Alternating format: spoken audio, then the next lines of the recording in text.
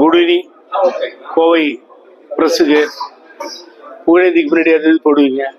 இப்போ தாவேக்கான் போடணும். தாவேக்கால் இணைந்தது உங்களுக்கு தெரியும். நல்ல திட்டங்களை எல்லாம் இந்த நாட்டிற்கு கொடுத்து மதம் ஜாதி இதன் பெயரால் நடந்த அரசியலை ஒழித்து, யார் என்னன்னு தெரியாது, எந்த ஜாதி தெரியாது, எந்த வேட்பாளர் தெரியாது, வேட்பாளர் என்ன ஜாதின்னு புரியாது, இப்படிப்பட்ட ஒரு அமைதி புரட்சி நடந்து முடிந்த சட்டமன்ற தேர்தலில் ஏற்படுத்தி இந்த நாட்டை ஆண்டு கொண்டிருக்கின்ற மாண்புமிகு முதல்வர் தளபதி அவர்கள் முன்னிலையிலே இணைந்தேன்.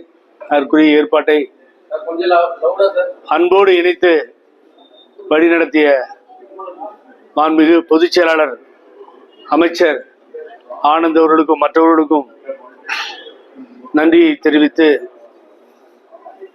தளபதி அவர்கள் முன்னாலேயே இணைகின்ற அந்த அரிய வாய்ப்பு கிடைத்தது. 3 புரட்சி ஒரே இலக்கு. 67 பேரறிஞர் அண்ணா ஆட்சி அமைத்தார். 18 ஆண்டு காலம் போராடி மாபெரும் புரட்சி. பின்னாலே புரட்சி தலைவர் எம்ஜிஆர் அவர்கள் 77 ஆட்சி அமைத்தார். அது மேலும் ஒரு புரட்சி. இன்றைய தினம் ஒரு அமைதி புரட்சியாக. இப்பெல்லாம் பார்த்தீங்கன்னா ஜோசப் அப்படின்னு கிண்டல் பண்ணுவாங்க. அவர் இந்துவா கிறிஸ்டியனான்னு காமிச்சுக்கிறதுக்கு அதை ஒரு ஆயுதமாக கையில் எடுத்தாங்க. ஆனால் இப்போ எல்லாம் அவங்களே மாண்புமிகு ஜோசப் விஜய் அவர்களே அப்படின்றாங்க. ஏன்னா இப்போ அந்த மதத்தால் ஏறி அதை அசிங்கப்படுத்தி கொண்டிருந்தவர்கள் வேறு வழி இல்லாமல் மக்கள் தீர்ப்புக்கு தலைவணங்கி நிற்பதை பார்க்கிறோம். அங்கேதான் இந்த நாட்டினுடைய முதலமைச்சர் சென்று கொண்டிருக்கிறார். ஜாதி ஒழிக்கப்பட்டிருக்கிறது. பணம் இல்லாமல் ஒரு தேர்தலை பார்த்துட்டோம். இந்த கோயம்புத்தூர்ல தான் ஓட்டுக்கு 5000 ரூபாய் ஓடிச்சு பார்த்தோம். 5000 ரூபாய் யார் கொடுத்தான்னு தெரியும். கடைசி நாள் இன்னைக்கு 15000 ரூபாய் அவர் கொடுத்தது தெரியும். கடைசியில் கொஞ்சம் விளிம்பில் அவர் வெற்றி பெற்றதும் தெரியும். திமுகவில் யூனிஃபார்மாக கூட காசு கொடுக்கறது கிடையாது. ஒருத்தர் கரூரில் 6000 ரூபா கொடுப்பாரு, அப்புறம் தங்கம் கொடுப்பாரு, இங்கே 5000 ரூபா கொடுப்பாரு. பணம். ஆகவே இப்படிப்பட்ட சூழ்நிலை, பணமே இல்லாத ஒரு தேர்தலை கண்டு இனி பணம் கொடுக்க மாட்டாங்க, பயந்துருவாங்க. பணத்தை வாங்கிட்டு போட மாட்டேன்றாங்கன்ற ஒரு பெரிய சரித்திரமும் ஏற்பட்டிருக்கிறது. இன்னைக்கு வந்த பின்னாடி பார்த்தேன், இந்த ராஜா அன்புக்குரிய நண்பர் ஏன் இப்படி கேவலமா நடந்துக்கிறாருன்னு தெரியல. நாடாளுமன்ற உறுப்பினர் ராஜா, நீலகிரி நாடாளுமன்ற உறுப்பினர், அவரோடு பழகியது உண்டு. நான் அவர் பேசுற பேச்செல்லாம் ரசிக்கிற மாதிரி இல்லை.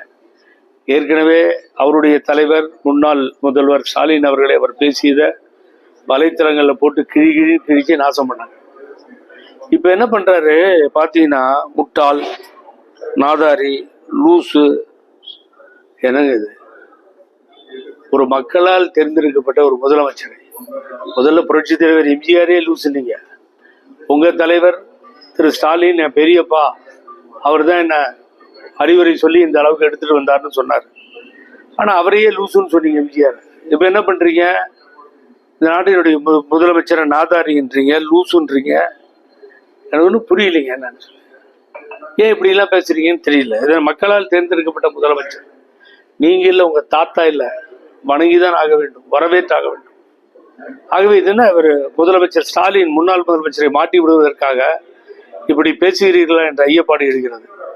ஆவுனா சட்டமன்றம் பேரறிஞர் அண்ணாவினுடைய கன்னிவெடி பேச்சிலே தமிழக சட்டமன்றத்தில் நடந்த வரலாறுகளை எல்லாம் எடுத்து பார்த்தால் நீங்கள் அவ்வளவு அருமையான பேச்சை, சரித்திரத்தில் இடம்பெற்ற பேச்சுகளை கேட்டிருக்க முடியும். பெருந்தலைவர் காமராஜரும் அப்படித்தான், மூதறிஞர் ராஜாஜி, பக்தவச்சலம் சொல்லிக்கொண்டே போகலாம். எத்தனையோ புரட்சி தலைவி அம்மா. இப்படிதான் இந்த அசம்பிளி நடந்தது. நான் கேட்குறேன் ராஜா அவர்களே, இது நீங்க பதில் சொல்லி ஆகணும். 2017 நம்பிக்கையில்லா தீர்மானமா கொண்டு வந்தது அப்போ எடப்பாடி பழனிசாமி. அன்னைக்கு இந்த தமிழ்நாடு அசம்பிளியில் என்ன நடந்ததுன்னு சொல்லுங்க. ராஜாவை பார்த்து கேட்கிறேன். முதல்ல நீங்க சீன் இடம் அண்ணன் திருமாவளவன் அவர்களை விடுதலை சிறுத்தைகள் கட்சியை சீண்டி பார்த்தீர்கள். ஏன்னா நீங்க ஒரு தாழ்த்தப்பட்ட சமுதாயம், வேணும்னா சண்டைக்கு போனீங்களான்னு சந்தேகம் வருது.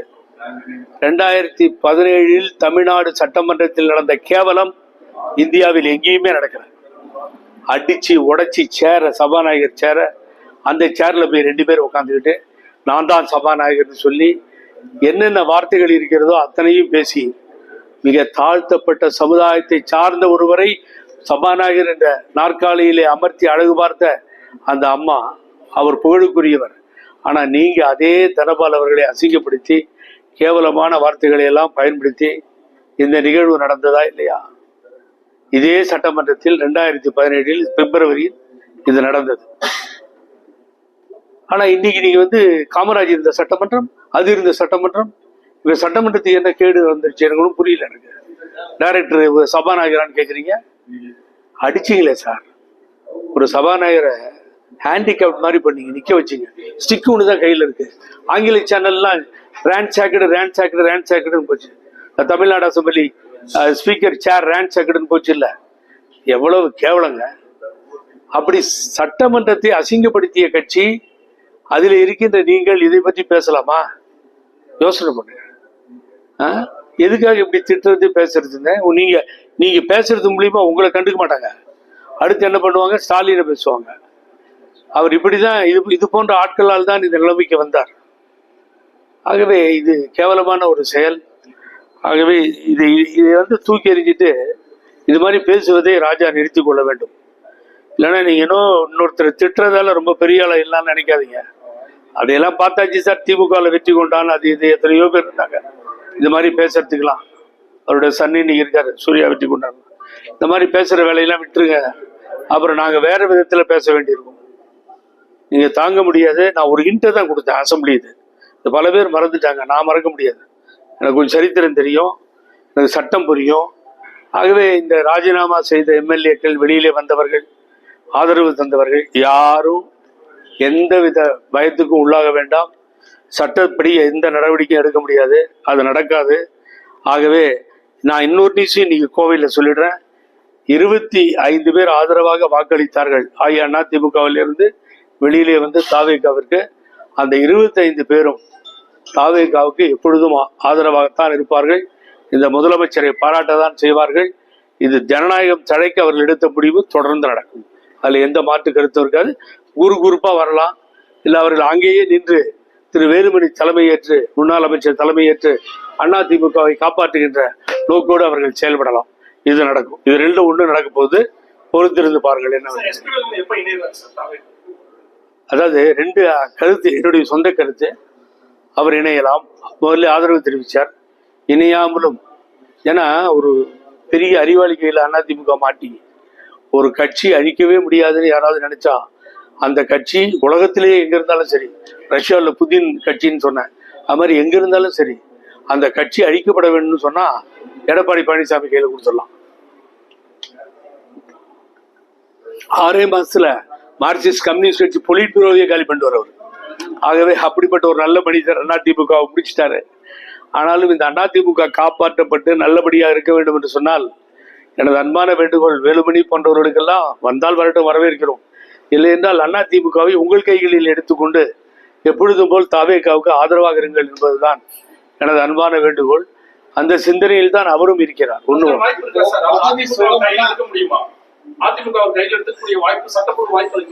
சார், ஒரு அறிவாய்ந்தவர் இருக்கிறார்னா கஷ்டம். எவ்வளவு பெரிய அறிவாய்ந்தவர்னு உங்களுக்கு தெரியும். சேக்கிழார் கம்பராமாயணத்தை எழுதினார்னு சொன்ன அறிவாளி, ஆபிரகாம் லிங்கன் அபிராமின்னு சொன்ன அறிவாளி, அது இவரே இருந்துட்டார்ல. அவர் கையில இருக்க. ஆக்ஸ்போர்ட்ல போய் ட்ரைனிங் எடுத்துட்டு வந்தார் இவரு பழனிசாமி. அதெல்லாம் ஒண்ணுமே கிடையாது, எல்லாம் முடிச்சிட்டாரு சார், கம்ப்ளீட்டா முடிச்சிட்டார். எலிமினேட்டர் ஸ்கெலிட்டன் மாதிரி ஆயிடுச்சு ஏடிஎம்கே. ஆகவே அவர் கையிலிருந்து வேலுமணி எடுத்து நடத்துவதற்கு தகுதி வாய்ந்தவர், அதுல எந்தவித மாற்று கருத்தும் இல்லை. வேலுமணி ஃபீல்டு ஒர்க் ஆகட்டும், கட்சியினுடைய ஒர்க் ஆகட்டும், மற்றவைகளாகட்டும், முன்னாள் அமைச்சர் வேலுமணி எந்த விதத்திலும் குறைந்தவர் அல்ல. ஆகவே அவரால் தான் இவர் போட போடிட்டு இருந்துச்சு, இவரால் அவர் போட போடல. ஆகவே அவரு யாரோ ஒருத்தர் சொன்ன மாதிரி ஒரு சின்ன கட்சியா கொண்டு போய் நிறுத்துவதற்கு பண்றாரு. இன்னொன்னு இம்பார்ட்டன்ட் விஷயத்தை நான் இங்க பதிவு பண்ணிடுறேன். நீங்க இங்க கட்சி தவறாங்க, குதிரை பேரம், ஒட்டக பேரம், ஆட்டு பேரம், யானை பேரம் எல்லாம் பேசிட்டு இருக்கிறாங்கல்ல, அவங்களுக்கு சொல்றேன், திராவிட முன்னேற்ற கழகத்தை 4 பேர், மொத்தம் 4 பேர் எடப்பாடி பழனிசாமியும் சேர்ந்து பேச்சுவார்த்தை நடத்தி ஆட்சியை கவிழ்ப்பதற்கான முயற்சியில் இறங்கினார்கள். ஆதாரத்தோடு பேசிக் கொண்டிருக்கிறேன், ஆதாரம் இல்லாமல் பேசவில்லை. அவர் பக்கத்துல ஒரு 4 சகுனி இருக்கு, ஒன்று பொள்ளாச்சியில் இருக்குது, ஒன்று மதுரையில் இருக்குது, ஒன்று கிருஷ்ணகிரியில் இருக்குது. இப்படி ஒரு 3-4 சகுனி திருவண்ணாமலையில் ஒன்று இருக்குது. இந்த சகுனிகள்லாம் சேர்ந்து முடிச்சிருவாங்க. அவர் இன்னொருத்தர் வேற திகார் ஜெயில் ஹீரோ வேற கூப்பிடுறாராம் இப்போ உள்ள வாங்கன்னு. அவர் வேற சிஎம் பற்றி கண்ணா பின்னான்னு பேசிட்டு இருக்காரு. திகார் ஜெயில் உனக்கெல்லாம் எந்த யோகியதையும் இல்லை இந்த நாட்டு சிஎம் பேசுறதுக்கு. ஏன்னா நீ உன் கட்சி நீ எடப்பாடி அவரையும் ஒன்றா வச்சு பார்க்கணும். தூக்கில் தொங்குறேன்னு அவர் கூட சேர்ந்தா பழனிசாமி. நான் கயிறு அனுப்பிச்சு 100 ரூபா லாஸு, இது வரைக்கும் தூக்கில் தொங்கலை. ஆகவே இப்போ அவர் வராராம் உள்ளார. 2 துரோகிகளும் சேர்ந்தா சூப்பராக இருக்கும். முடிவுரை எழுதுறதுக்கு ஒரு ஆள் வேணும் இல்லை, நீ உள்ள போ, முடிவுரை எழுதி முடிச்சிடலாம். ஆகவே கட்சி அங்கே இருப்பவர்கள் காப்பாற்றுகிறார் என்று சொன்னால் எனக்கு சந்தோஷம் தான். இப்போ கட்சி பதவி அதிமுகவில் எல்லாமே அனுபவிச்சுட்டு இப்போ மறுபடியும் அதே கட்சி பதவி வேணும், பதவி வேணும் நிறைய பேர் போறாங்க. இல்லையே, யாருக்கு பதவி கொடுத்துட்டாங்க? தாவேக்கால கொடுங்க, யாருக்கு கொடுத்துட்டாங்க சொல்லுங்க. இல்லை நீங்க சொல்றீங்க. நேத்தி மாண்புமிகு அமைச்சர் புசியானந்த் புதுச்சேரியில் பேசும் பொழுது இதே வார்த்தை வந்தது. வர்றவங்களை தடுக்கணும்னு அங்க ஒருத்தர் இருக்காரு. அவருடைய ஒப்பீனியனை சொல்றாரு. முன்னாள் சட்டமன்ற உறுப்பினர் ஜெயிச்சிட்டார் நினைக்கிறேன் இப்பயும். அவர் சொல்றாரு. அப்போ ஆனந்த் அழகா சொன்னார். பொதுச் செயலாளர் மாண்புமிகு அமைச்சர் புசியானந்த் சார், உங்களை வெறுத்து போய் தான் வராங்க, நீங்க வேணான்னு தான் வராங்க. அவங்க அப்படி நீங்க வச்சுக்க முடியாம வெளியில அனுப்புற ஆட்கள் அவங்க வரும்பொழுது ஏற்றுக்கொள்ளக்கூடாதான்னு கேட்கிறாரு. ஆகவே தாவேக்காவை நோக்கி போனதுக்கு காரணம் யாரு? போறவங்க இந்த சகுனிகளோ எடப்பாடியோ தடுக்கிறாங்களா போகக்கூடாதுன்னு? துணை பொதுச் செயலர் வேண்டான்னாருல வேலுமணி, தகராறுல தானே போகுது. ஒரு நாளைக்கு வந்து பார்த்தா அவர் குறைஞ்சிருவாரா? என்ன சார் சொல்லுங்க. பழனிசாமி வாயாகி இப்படி தானே பேசிட்டு இருந்தோம், உனக்கு என்ன கொம்பு முளைச்சிச்சா? இப்போ கட்சி அழியுது இல்லை சார். யார்கிட்ட இறங்கி போய் ஒரு ரோட்ல போறவங்க எல்லாம் திட்டுறாங்க சார் பழனிசாமிய. ஒரு மாபெரும் இயக்கம் அழிந்தே போய்விட்டது. அரவணைப்பது தாவேகா. அரசியல் அனாதைகளாக அதிமுகவிலிருந்து வெளியே வந்து நிற்பவர்களை அரவணைத்து அன்போடு எடுத்து சென்று முதல்வர் இடத்தில் அறிமுகம் செய்வது மாண்புமிகு புசியானந்த் அவர்கள். அதை முதலமைச்சர் வரவேற்றார். பார்த்ததும் எப்படி இருக்கீங்க, நல்லா இருக்கீங்களா சார், பூடை சார் என்றார். என்ன வேணும்? இங்கே அம்மாவினுடைய கையில படம் இருக்கிறது, செங்கோட்டையன் வச்சிருக்காரு மாண்பு அமைச்சர். ஆகவே எங்கள் தலைவர்கள் தந்தை பெரியார், பேரறிஞர் அண்ணா, புரட்சி தலைவர் எம்ஜிஆர், அம்மான்னு அங்க இருந்து எங்க பேரை சொல்ல முடியும். ஆகவே ஆமா, யார் ஊழல் இல்ல சொல்லுங்க, யாரும் தெரிஞ்சு யாரும் சரி நீங்க சொல்றீங்க அப்படியே வச்சுக்கோங்க. ஒரு ஊழல் என்பது உங்கள் மீது குற்றம் சுமத்தப்பட்டது தான், அதுல ஒன்றும் தப்பே கிடையாது. இப்ப அம்மா மேல சுமத்தப்பட்டது. அப்புறம் குனுகா தீர்ப்பு கொடுத்தார், குமாரசாமி நிரபராதி என்கின்ற தீர்ப்பை கொடுத்தார். அதோடு அவங்க இறந்தாங்க, அபீட் ஆச்சு. அதுல குற்றமற்றவர் என்பதை நிரூபிக்க வேண்டிய இடத்தில் இருப்பவர்கள் குற்றம் சாட்டப்பட்டவர். ஊழல் குற்றச்சாட்டுக்கு யார் சொந்தக்காரர்களோ அவர்கள் நிரூபிக்கணும் அவங்களை குற்றமற்றவர்கள் சொல்லி. நடுவுலேயே நீங்கள் நானும் ஜட்ஜ்மெண்ட் கொடுக்க முடியாது. நாளைக்கு அக்யூட்டல் ஆச்சுன்னா, நிரபராதின்னு வந்ததுன்னா, அதுவரை அவர்களுக்கு பதவி கொடுக்குறாங்களோ இல்லையா எனக்கு தெரியாது, கட்சியினுடைய தலைமை முடிவு. ஆனால் அவர்களை குற்றமற்றவர்கள் என்பதை நிரூபித்துக் கொள்ள வேண்டும். உதாரணத்துக்கு எலெக்ஷன் கமிஷன் பாருங்க, 2 வருஷத்துக்கு கன்விக்ட் இருந்தா எலெக்ஷன்ல நிற்க முடியாது. அப்போ 2 வருஷத்துக்கு கம்மி இருந்து எலெக்ஷன்ல நிற்கலான்றான். ஸோ அது வரைக்கும் நீங்க வந்து நிறைய கேஸை ஃபேஸ் பண்றவங்க எலெக்ஷன்ல நிற்கிறாங்க. இப்போ ஒன் நேஷன் ஒன் எலெக்ஷனோட வந்து திமுக எம்பிகளும் அதுக்கு சாதகமா, பிஜேபி சாதகமா வர மாதிரி one nation one election one jail, அதான் மோடி. ஆகவே அதெல்லாம் வரும்னு நம்பிக்கை எனக்கு இல்லை சார். ஆகவே அதுக்குள்ள இந்த பிஜேபி ஆட்சி மாறும். வர நாடாளுமன்றத்தில் பிஜேபி ஆட்சி மாற வேண்டும், மாறும். ஆகவே அந்த நிலை நிச்சயமாக ஏற்படும். அப்புறம் பார்த்தீங்கன்னா அவர் இனிமேல் கூட்டணி இல்லை யாரு எங்க ராஜா, ஆண்டிமுத்து ராஜா கூட்டணி. ஏதோ ஒரு படத்துல வடிவேல் ஒண்டி கொண்டி உங்க அப்பனுக்கு பிறந்திருந்தா இந்த கோட்டை மீறி வராத அப்படிம்பாரு. பின்னாடி யாரும் நிக்கிறது சொல்றாரு. திரும்பி பார்த்தா ஒரு பூச்சுக்கான எல்லாம் ஓட்டிட்டானுங்களா அப்படின்னு வர. அது மாதிரி எல்லாமே தான் கூட்டணி விட்டு போயாச்சே. திமுக கூட யாரும் இல்லையே. இனிமேல் கூட்டணி வச்சுக்கிட்டா என்ன, வைக்காட்டினா என்ன?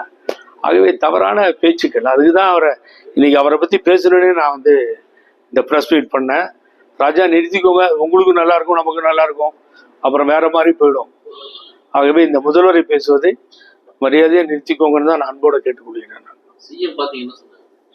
சார் நல்லா இருக்கீங்களா சார்? நல்லா இருக்கேங்க. ஒரு இலக்கு 3 புரட்சின்ற ஒரு மெமோண்டோ, ஒரு நினைவு பரிசு கொடுத்தேன். அவரே எடுத்து காமிச்சாரு, விசாரித்தார். 2 நாளைக்கு முன்னாடியே வந்திருக்கணும், லேட்டா வந்துட்டேன்னு சொன்னேன். நான் பார்த்துக் கொள்கிறேன்னு சொன்னார். அங்கே அது பூரா அந்த பொதுச் செயலாளர் நல்லா செயல்படுறார், முதல்வரோடு போகிறார். ஆகவே தான் ஏடிஎம்கிலேருந்து போகிறாங்க சார் எல்லாருமே. அந்த இடத்தை அம்மாவுக்கு பின்னாடி நம்ம நல்ல இடத்துல இருப்போம், நல்ல பொறுப்புல இருப்போம், நல்ல இடத்துக்கு வருவோம்னு தான் தாவேக்காவை நாடி போடுகிறார்.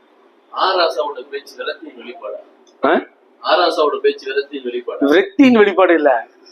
ஒரு முக ஸ்டாலின் ஒருத்தர பொம்பளை மாட்டி விடணும், அவர் 4 பேர் கண்ணாபின்னான்னு பேசணும். ஏன்னா முதல்வரை பேசும்போது இந்த கட்சியில் இருக்க நாங்க எப்படி சும்மா இருப்போம், அதுக்காக அவரை மாட்டி விடுறதுக்காக இந்த வேலை. கண்ணாபின்னான்னு திட்டினா திருப்பி திட்டுவாங்க. இவர் யார் திட்டு போறாங்க? அவங்க எங்க பாய்வாங்க? அடுத்தது கட்சியினுடைய தலைமை மேல பாய்வாங்க. இந்த மாதிரி வேலை அது வேணும்னே பண்ற வேலையை தான் நினைக்கிறேன். அதிமுக நிறைய பேர் டிவி கேட்க வந்துட்டாங்க. கோடநாடு கேஸ் வந்து என்ன நிலைமையில? நிச்சயமாக நல்ல அருமையான கேள்வியை கேட்டீர்கள். நான் பர்சனலா அந்த இன்ட்ரெஸ்ட் எடுத்து முதல்வரிடத்தில் மனு கொடுப்பேன். இந்த கட்சியின் பொதுச்செயலாளர் ஆனந்திடத்திலும் சொல்லுவேன், முதல்வர் மாண்புமிகு அமைச்சரிடத்தில். கொடநாடு விரைவில் விசாரிக்கப்படும். பழைய ஃபைல்லாம் தோன்றன்ட்டாரு, ஏகப்பட்ட ஃபைல் தோண்டப்படும். இந்த ஆட்சியை வச்சு லஞ்சத்துல லாவணியத்துல இருக்கவங்களோ மற்றவங்களோ தப்பிக்க முடியாது. ஊழலுக்கு இந்த ஆட்சி துணை போகாது. அதனாலதான் முதல்வர் சொல்றாரு, எங்க வேணாலும் போய் பாருங்க, இப்ப லஞ்சம் கேட்கறதுக்கு பயப்படுறாருன்னு.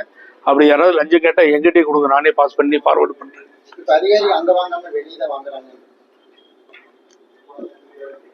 நான் வந்து பூராவும் 100% இல்லைன்னு சொல்ல மாட்டேன். ஒரு நாளைக்கு ஏமாத்தலாம், 2 நாளைக்கு ஏமாத்தலாம், அப்புறம் மாட்டிக்கிட்டா ஜெயிலுக்கு தான் போகணும். அதிகாரிகள் லஞ்சம் வாங்க வேண்டும் என்று அவர்கள் நினைப்பார்களே ஆனால் தயவு செஞ்சு வெளியில போயிடலாம். 4 பேரை சஸ்பெண்ட் பண்ணியிருக்காரு புஷி ஆனந்த் மினிஸ்டர், மற்றவர்களும் செஞ்சிருக்காங்க. ஆகவே டெண்டர்லேயே காலி 4 பேர். ஆக ஊழல் நடக்கவே நடக்காது. சட்டத்துறை அமைச்சர், மின்துறை அமைச்சர், அவர் அந்த சட்டத்துறையில லஞ்சம் வாங்கிட்டாங்கன்னு சொல்றாரு. இன்னும் கமிட்டி போடல, ஃபார்ம் பண்ணல, செலெக்ஷன் பண்ணல. செலெக்ஷனுக்கு ஒரு மெத்தட் இருக்கு, இவ்வளோ கேஸ் ஜெயிச்சிருக்கணும்னு இருக்கு, இவ்வளவுலாம் இருக்கு. அதுல அதுக்கு முன்னாடியே கேஸ் போட்டாச்சு, சட்டத்துறையில் லஞ்சம் வாங்குறாங்கன்னு. சில பேர் இப்படிதான் சார் பெணாத்திக்கிட்டே இருக்காங்க.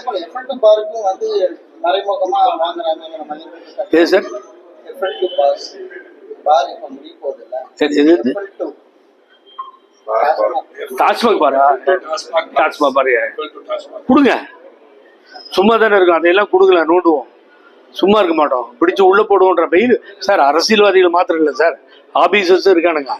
நீங்க எனக்கு இன்டிமேஷன் கொடுங்க, நம்ம கவர்மெண்ட் நாலேஜ் கொண்டு போவோம், மினிஸ்டர்ஸ் நாலேஜ் கொண்டு போவோம். ஜெயிலுக்கு போட்டும் சார், இந்த அதிகாரிகள் தேவையில்லை. ஊழல் செய்கின்ற அதிகாரிகள் ஒழிய வேண்டும் என்பதிலே மாற்று கருத்தே தாவேக அரசுக்கு இல்லை. அதை தான் முதல்வர் திரும்ப திரும்ப சொல்லுகிறார். ஓகே, நன்றி, தேங்க்யூ. தேங்க்யூ.